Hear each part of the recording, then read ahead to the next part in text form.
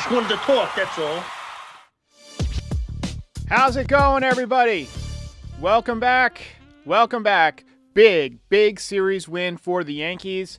After such a bad stretch over the last week or so, they win 2 out of 3. I get it, from the last place Orioles, but it was not easy. And the Yankees had to snatch victory from the jaws of defeat today.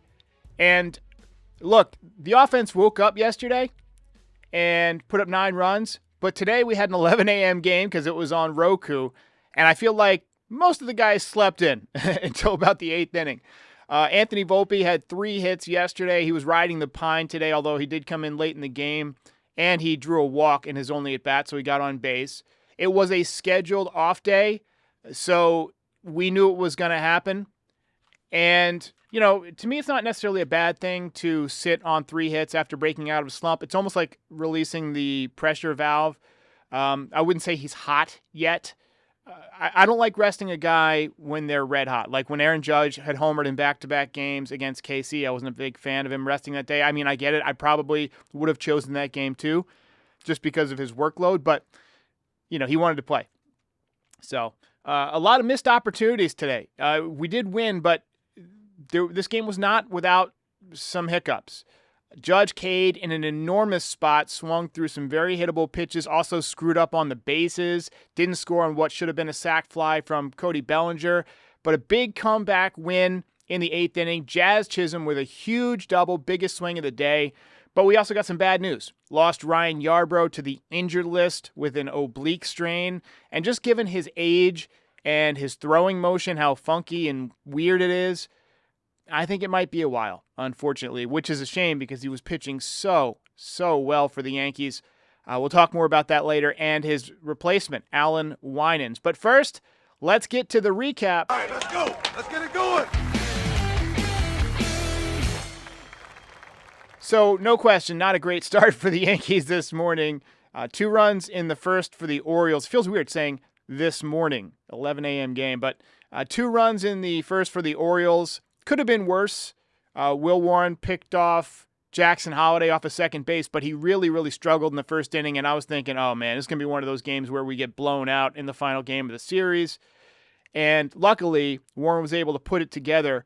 We had a good old-fashioned collision at the plate in the second inning. Totally legal. Jazz Chisholm was on second base. DJ with a clutch 2-out single, kind of like a sinking line drive to left field. The throw was up the line, and Maverick Henley was right in the path of the base runner, Jazz Chisholm, and Jazz just creamed him, just ran right through him. Hanley had to exit the game. Jazz was okay. He did lose his left shoe running around third base. I don't think I've ever seen that, and he still scored anyway on one shoe. It's like, you guys ever see Happy Gilmore, where he's like, I think the green slopes to the left. He's like, no, you only got one shoe on. home plate sloping to the left today. Anyway, shoeless Jazz Chisholm, that's his new nickname. Big missed opportunity in the 6th inning. Walk to Judge to lead off the inning. Then Ben Rice maybe heating up a bit. He ripped a line drive into the right field corner to put 2 runners on in scoring position, but they could not score. Shallow fly ball from Bellinger. Surprised that Judge didn't try and score on it. I thought for sure he was going to score on it. And here's kind of what happened. He was caught in no man's land. You would think that any ball hit in the air, if you're on third base, you're thinking score on a sac fly, right? So you would think any ball in the air, you're going back to third base and just waiting for the catch to be made. And then when you see him start to slide in right field to try and make a sliding catch, you're absolutely ready to pounce and score as soon as the ball touches leather. But he was caught in the no man's land. And so, you know, he had to go back to third, and it ended up costing him, and he couldn't score. Ended up not impacting the game too much, but it made it closer than I had hoped it would be. Just not a smart base running play. Yankees base running, for the most part, has been awful recently. It was good for the first part of the year, but the wheels have come off. Stanton struck out for the 3rd time in the game, and then Jazz hit a soft fly ball to right, so they didn't score in that position. Another wasted opportunity in the 7th. Hit by Wells, walked by Trent Grisham, and then Judge struck out against Sir Anthony Dominguez in a huge spot. Some very hittable pitches. Unsung hero today, Fernando Cruz. He came in and did a phenomenal job out of the bullpen. Struck out 3 hitters. He now has the highest strikeout percentage in Major League Baseball among relievers. His splitter, like when it's on, it is really, really on. And it was really on today.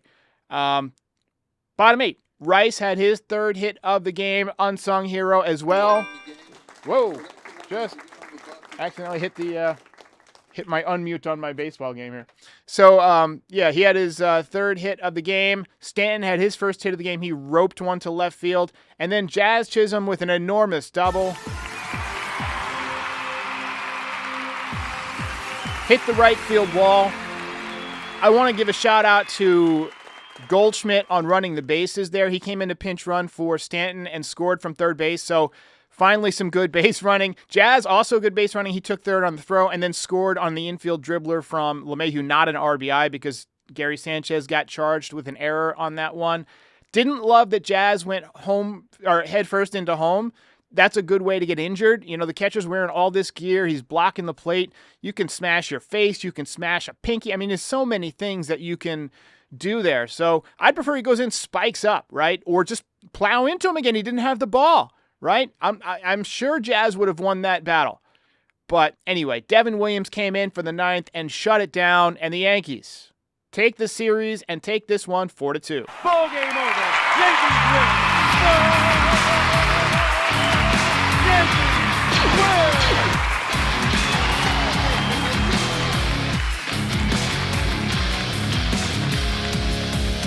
You're a winner. All right. Joseph's Dream says that's the 70% Jazz I want to see. Peter Rigsberg says steaming Rice started the rally. And we've got a lot of comments about, who should win the belt today. I mean, some good candidates. I mean, Warren threw the ball well, so he definitely deserves consideration. I thought Fernando Cruz was phenomenal. You had 3 hits from Ben Rice, who got the OPS back over 800 and is definitely heating back up after the home run yesterday and the triple. So good to see, maybe making the launch angle adjustments. And then Jazz with the big 2-run double. What did we choose? Cobelts today. Listen, there was never any question in my mind that Jazz Chisholm was getting a belt for that big hit. Never any question. But Fernando Cruz, I wanted to include him. I thought he deserved more than an honorable mention today. He deserved his first belt of the year. I thought what he did was so instrumental. If he gives up a hit there or a big 2-run double, hey, that Yankees probably don't win this game. They might not win this game. So these 2 gentlemen, instrumental in the Yankee victory, and I felt like even though the belt will be shared, we're going to award a full belt to each one of these guys. Typically, when we do a co-belt, we'll give a half belt. But Frankie, keeping note of this, Frankie, we're giving a full belt each to both Jazz Chisholm and Fernando Cruz. Hell of a job. Info says Gary Sanchez for the belt. Yeah, Gary not had a good series. He did have the 2-run base hit yesterday, but hey, it is what it is. Let's take a look at the box score today. So Yankees had 9 hits, so they're continuing to hit a little bit. We had 1 hit from Judge. We had 3 from Rice, 2 from Chisholm, 1 from LeMahieu, and 1 from Austin Wells. Will Warren, who I'll talk about in just a second, pretty solid outing, definitely a quality start, despite a tough first inning. Tim Hill got 2 outs, but also walked 2 guys. Fernando Cruz with the 3 strikeouts, and Devin Williams picks up the save. That ERA now lowering and lowering each time out. It's down to 5.08, so a really nice stretch for him. Let's talk about Mr. Will Warren. So Will Warren threw the ball okay today. The first inning is what cost him in terms of ERA and maybe even getting through 7 innings. But another solid performance by a Yankees pitcher. 2 runs in the first inning, hits by Holiday, O'Hearn, and Cowser. And then he hit Urias with a pitch, and he issued a walk to Henderson. So 2 runs could have been worse, but he picked off the runner.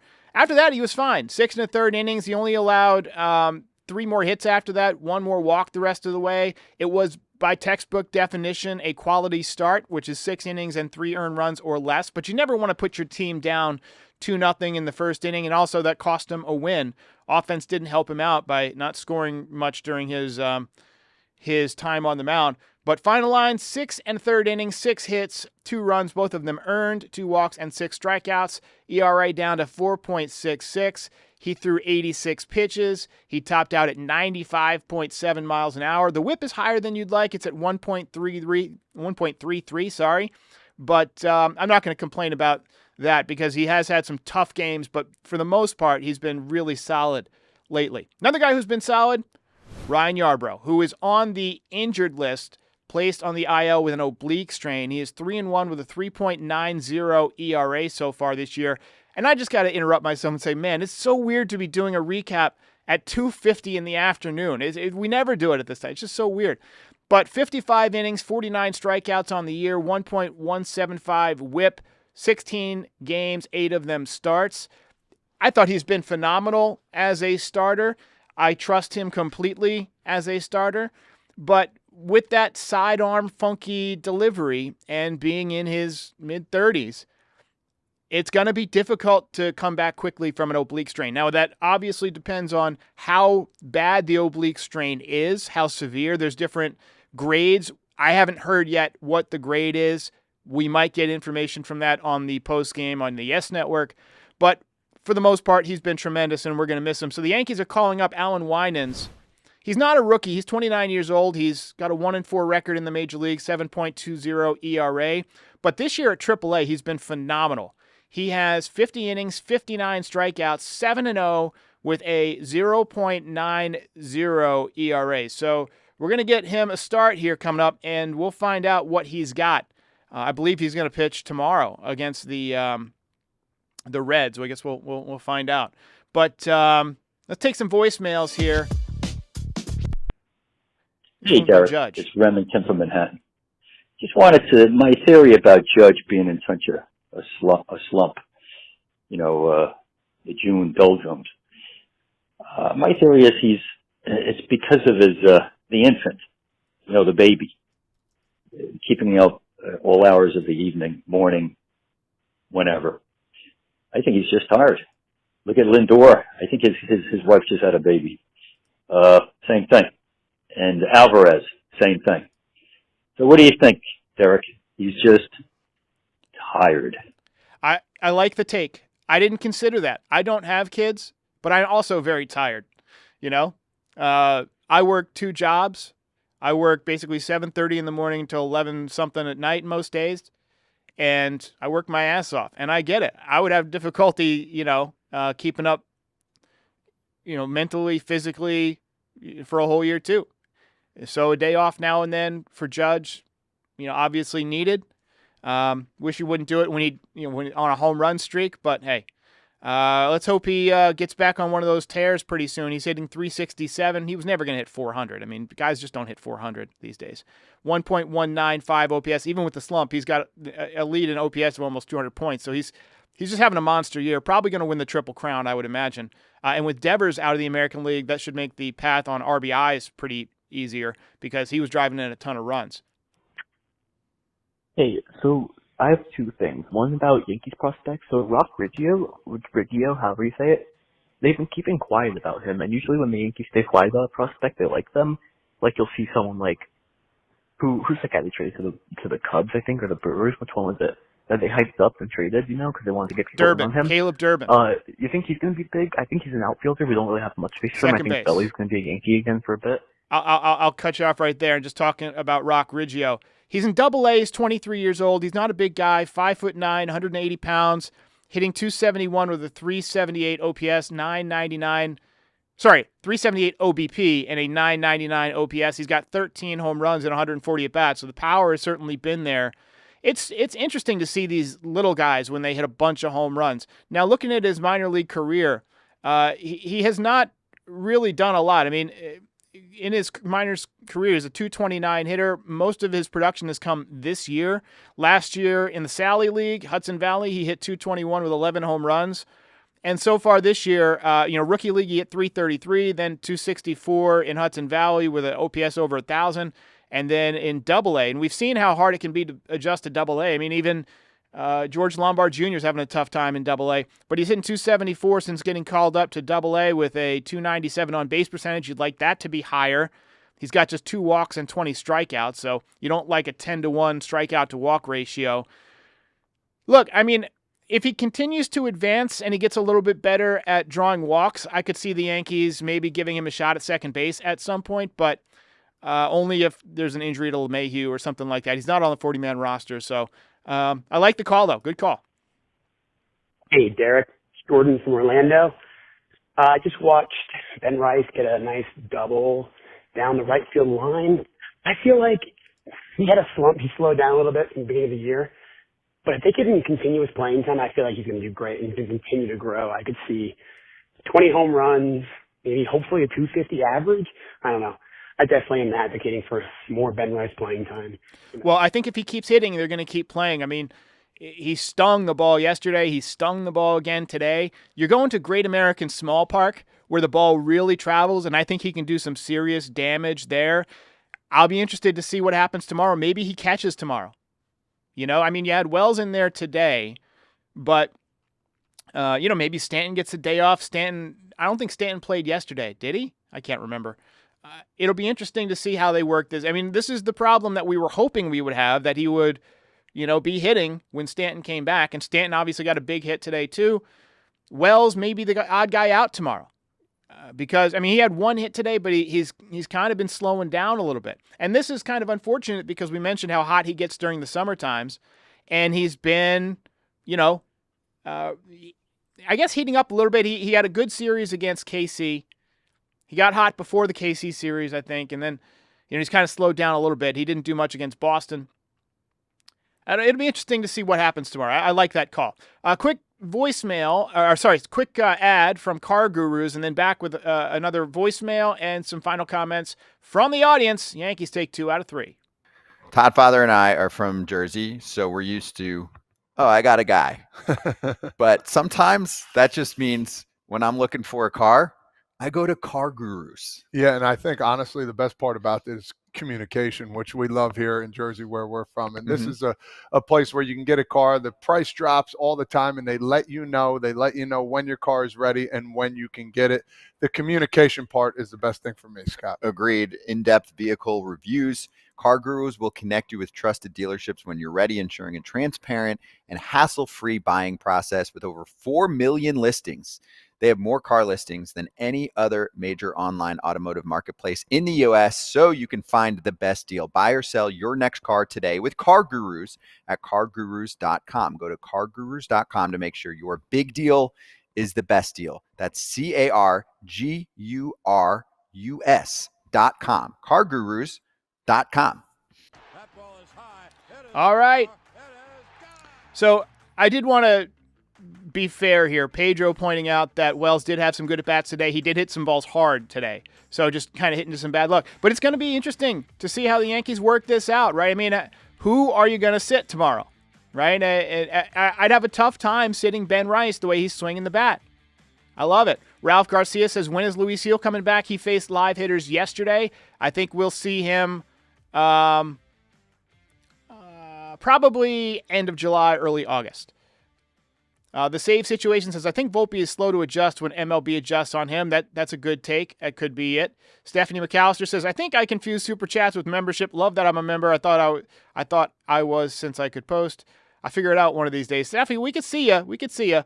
But thank you for being a member. And everybody, you can feel free to join as a member. $5. You get different, $5 a month. You get different emojis and things like that. And I'll be releasing my book early to members, the audio book, which I've been kind of slowed up on working on, but it's definitely coming out this year. It might not come out till after the season, but I'm working on it. I'm going to work significantly on it over the All-Star break. So anyway, today we had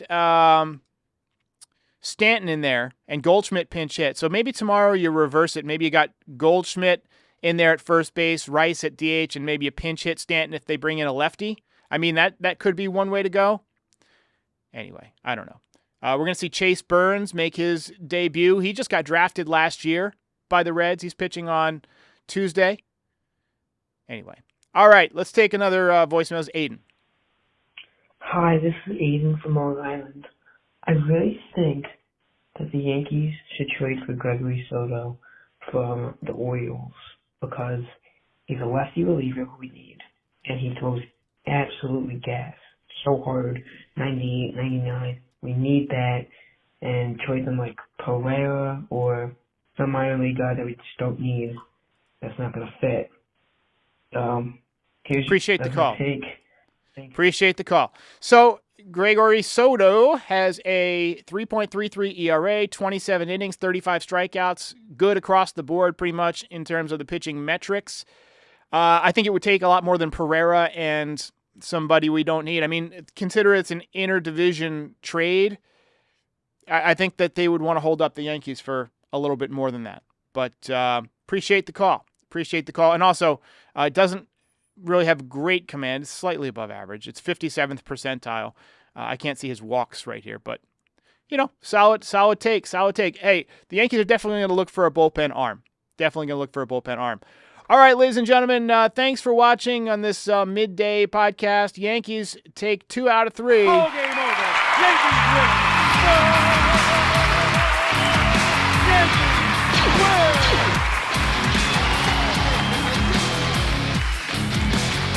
And they're off to Cincinnati for 3 games, and then off Thursday, and then back home for 3 games against the Athletics before they head to Toronto.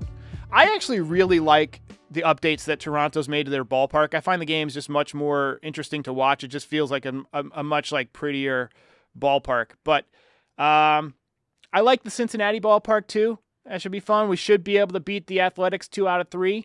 Don't want to have to face them with Mason Miller on the mound, so get leads early. And we got the trade deadline a little over a month from now. So we're going to be doing some videos on Yankees trade targets possibly. We'll probably do a podcast on that maybe Thursday night as we approach 1 month to the deadline. So let me know in the comments who you guys think that the Yankees should get, and I'll make my top 10 or top 5 list before the deadline, and we'll find out who the Yankees get over the next several weeks. All right, guys, I'll catch you next time.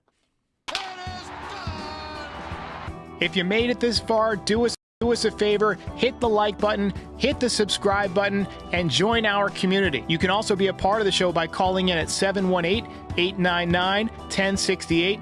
Also, part of the way that we maintain and fund all of this is through NYYDesigns.shop. Check it out now. Get all sorts of fun Yankees merch, hats, hoodies, zip-ups, beanies, mugs, you name it. We've got it.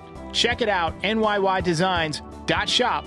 And check out Pinstripe Territory on all your favorite podcast platforms. We are the official Yankees podcast of the Foul Territory Network. We're here for post-game shows after every single game, and we're here before a lot of games to talk about the game, preview the lineup, the pitching matchups, and things like that. And we're here all off-season to talk about the latest in Yankees rumors, news, etc. Join our community. We'll see you next time.